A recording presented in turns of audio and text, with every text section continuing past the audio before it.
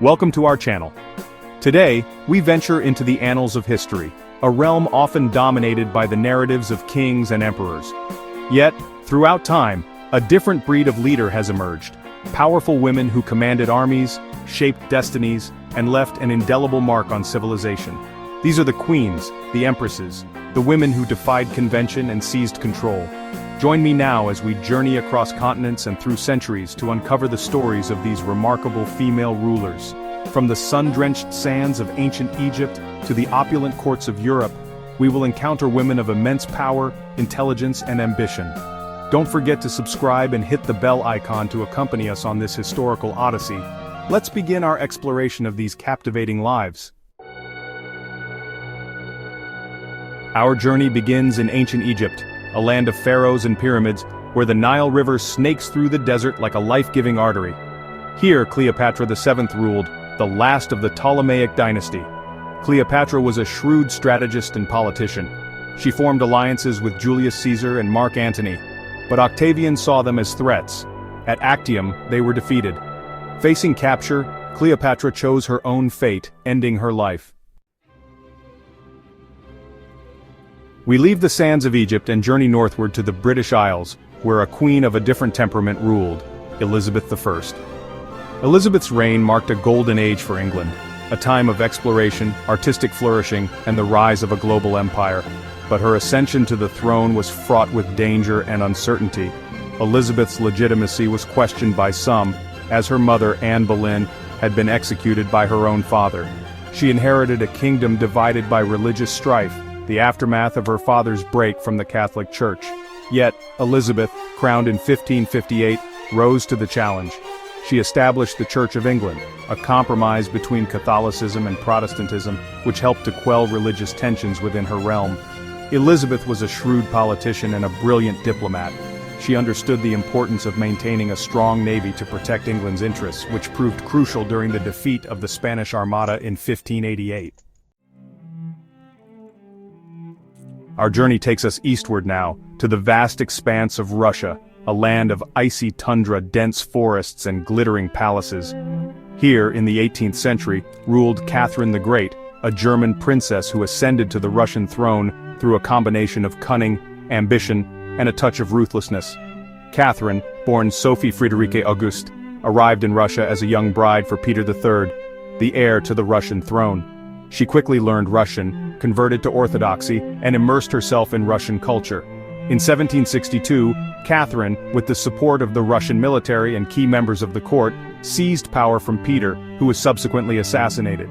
Catherine, crowned Empress of Russia, embarked on a program of modernization and expansion. She corresponded with Enlightenment thinkers, implemented administrative reforms, and expanded Russia's borders southward to the Black Sea and westward into Poland.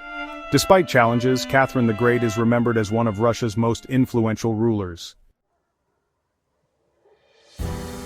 We return now to the British Isles, where, in the 19th century, Queen Victoria presided over immense change and expansion. Victoria's reign spanned unprecedented industrial growth, social change, and imperial expansion. She ascended the throne in 1837 at 18. Victoria inherited a rapidly industrializing country. The Victorian era was marked by both progress and poverty. Victoria embraced her role as a constitutional monarch. Under her rule, the British Empire reached its zenith. Her reign saw Britain become a global superpower. Let us journey back in time once more to the land of the pharaohs, to an era long before Cleopatra walked the palaces of Alexandria. Here in the 15th century BC ruled a queen who dared to challenge the very foundations of Egyptian society, Hatshepsut, the female pharaoh. Hatshepsut's rise to power was unconventional. She was the daughter of Thutmose I, a powerful pharaoh, and his great royal wife. Upon her father's death, Hatshepsut's half-brother, Thutmose III, ascended to the throne, with Hatshepsut serving as regent. However, Hatshepsut, a shrewd politician and a skilled administrator, consolidated her power, and after a few years, declared herself pharaoh, adopting the full regalia of kingship. Hatshepsut's reign was marked by peace and prosperity. She commissioned ambitious building projects, including her magnificent mortuary temple at Deir el-Bahri. Despite attempts to erase her legacy, Hatshepsut's achievements proved too grand to be completely erased. Our journey now takes us to the heart of China, where the Forbidden City stands as a testament to the power of the emperors. In the 19th century, Empress Dowager Cixi emerged as the de facto ruler of the Qing dynasty.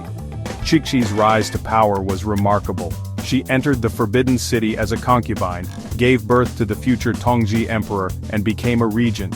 Cixi ruled China for nearly half a century, supporting the self-strengthening movement. Her death marked the end of an era as the Qing dynasty teetered on the brink of collapse.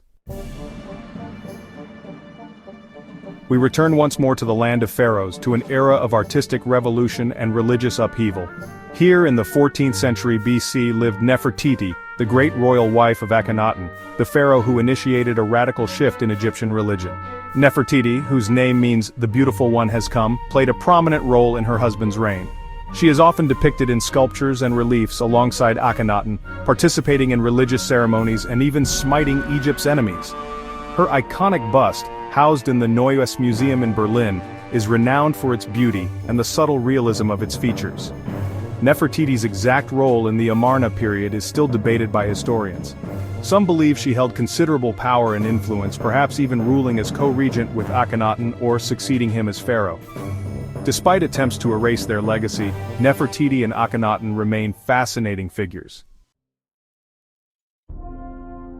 Our journey takes us now to the Iberian Peninsula, where in the late 15th century, a queen played a pivotal role in shaping the destiny of Spain and, indeed, the world, Isabella I of Castile.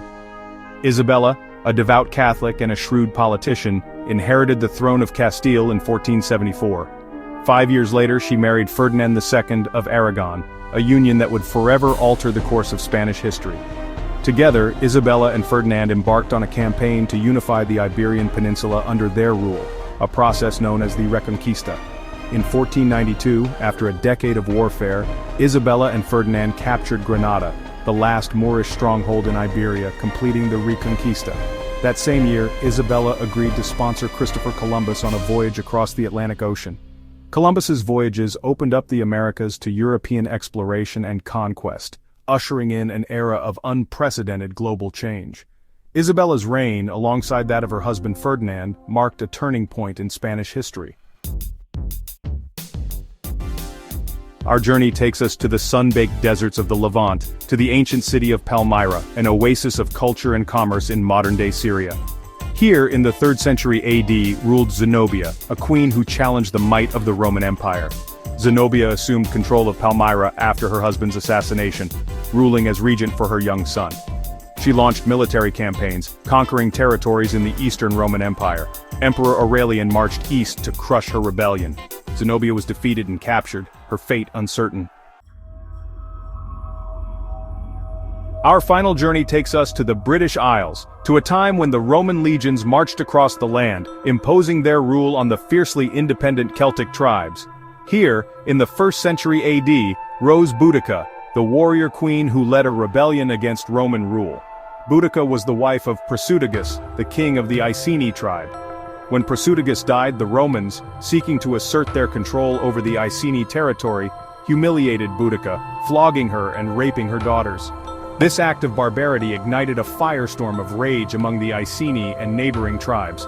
Boudica, a charismatic leader and a skilled warrior, rallied the tribes under her banner. Her army, fueled by a thirst for vengeance, swept across southern Britain, burning Roman settlements and slaughtering Roman soldiers and civilians alike. The Roman governor, Gaius Suetonius Paulinus, hastily assembled his legions to confront the Celtic uprising. Despite their ferocity, Boudica's forces were crushed, and she took her own life, refusing to become a trophy of Roman triumph. As we conclude our journey through time, we are reminded that the pursuit of power is not solely the domain of kings and emperors. Throughout history, women too have risen to positions of immense influence, shaping destinies, commanding armies, and leaving an indelible mark on civilization. From Cleopatra's strategic brilliance to Queen Victoria's enduring reign, from Hatshepsut's architectural achievements to Boudica's courageous rebellion, these queens have demonstrated the power of ambition, intelligence, and unwavering resolve. Their stories serve as an inspiration, reminding us that even in the face of adversity, the human spirit can triumph. Thank you for joining us on this exploration of history's most powerful queens. If you enjoyed this journey through time, please give us a thumbs up and share your thoughts in the comments below. Don't forget to subscribe to our channel for more captivating explorations of the past. Until next time, keep exploring the wonders of history.